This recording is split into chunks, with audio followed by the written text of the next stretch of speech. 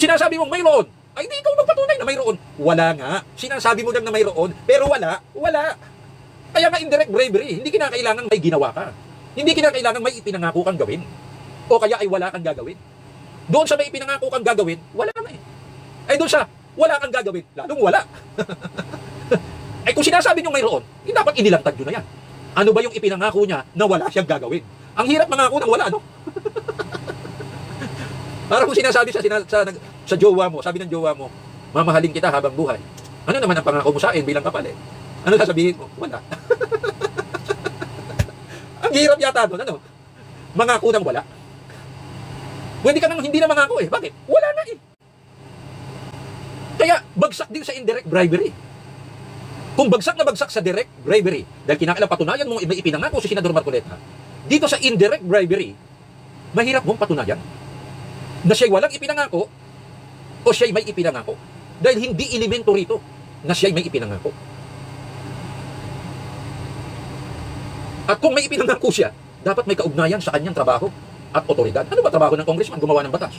Kahit siya'y magpanukala ng batas, iisang boto lang siya. Bago maging batas yan, kahit panukala pa lang, kinakailangan aprobahan niya ng 150 congressmen plus. Saka iakyat sa Senado. Pag iniakyat niya sa Senado, kinakailangan aprobahan din ng mayorya ng mga senador. At pagka yan ay naging consolidated version na, enrolled bill, dadalhin sa presidente. Papaano kung yan ay ibito ng presidente? Eh di walang saysay yung ipinangako niya kung mayroon man. Pero wala naman sinasabi sina defensor. Wala rin naman sinasabi yung iba niyang mga contributors. Eh tumanggapan niya. Anong? Sa batas ba ng eleksyon, bawal tumanggap ng donasyon o contribution? Kung bawal yan, ba lahat ng politiko dapat mong kasuhan? Mula sa konsihal pababa ng bayan hanggang sa presidente. Bakit? Lahat yan tumanggap ng donasyon.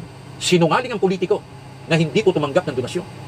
E yan ang donasyon ay pera, e yan ay donasyon, tulong or whatever para sa kanyang kampanya. Lahat po ng kandidato, nanalo man o natalo, lahat yan tumatanggap ng tulong. Yun lamang, boss, ako bahala sa'yo, ako mamimigay ng leaflets mo. Contribution yan eh. Paano mo magbabawalan ng isang tao na nagko-contribute? Sige nga. Paano mo? Kung yan ay tumanggap mula sa maleta, yan. Ha? Oh, ay dawit ba sina defensor at mga contributors niya sa maleta? Kaya dito, labas dito ang pera ng bayan. Sariling pera din ng defensor yun, mga pribadong tao at iba pa. Ang masama, pera ng bayan, at kahit hindi ka opisyal ng gobyerno, gaya ng palusot ni Tutasen, pera ng bayan po. Kaya itong iskinakaso kay Senador Marcoleta, katarantaduhan ito. Ang katunayan, isinampan na nila ito dati sa ombudsman.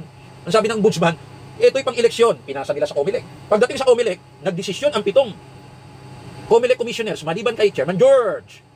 6 na puro abogado yon, ibinasura nila. Bakit kinalkal nyo uli ang basura? Mabaho nga sabi ng COMELEC, kaya namin ibinasura eh. Bakit kayo mga nagdidibanda kay kung Senator Marcoleta, kinalkal nyo uli yung nabubulok ng basura? Bakit nyo pinababaho uli ang ombudsman? Bakit nyo isinampa uli doon? Ibinasura na nga yan. Galing na nga sa ombudsman yan eh. At kung totoong isinampa ng ombudsman yan, bakit naman yung nabubulok ng basura, dinadala pa ninyo sa hukuman, sa korte o sandigan bayan? Para ano? Para pabahuin nyo si Senador Marcoleta? Wala nga predicate crimes eh. Wala nga basihang kaso sa batas kriminal. Papaano magiging pandarambong o plunder? Ano ibig sabihin niya? Bahagi po yan ng panggigipit sa mga taong gustong maglantad kung sino ang mga tunay na mandarambong. Pinagtatakpan nila yan. At para mapagtakpan nila, kinakailangan patahimikin ang naglalantad at pangunahin si Senador Marcoleta. Pero meron pa pong isang tao na tahimik naman. Walang kakibo-kibo. Senador din. Na ambisyo lamang ay magtrabaho. Yan ang aking Kuya Bongo. Pero anong ginagawa nila? Kuyang Ray Araco, Lyndon Paras. Mabubuksan na raw nila yung ICC warrant para arestuhin. At kung hindi magpapakita, katulad di ba to?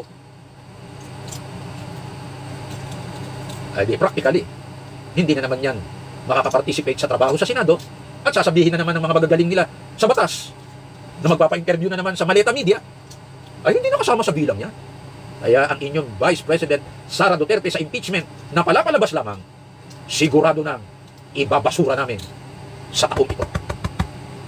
Babawasan namin ng babawasan ang boto na pabor sa inyong Vice Presidente. Kayong taong bayan ang nagluklok sa kanya, 32 milyon. Yang inyong boto, lalamukusin namin, dudurugin namin, ibabasura namin, sapagkat hindi namin siya gusto, kahit hindi kami bumoto sa kanya. Yung mga bumoto sa kanya, walang kwenta yung boto nyo, ibabasura namin yan.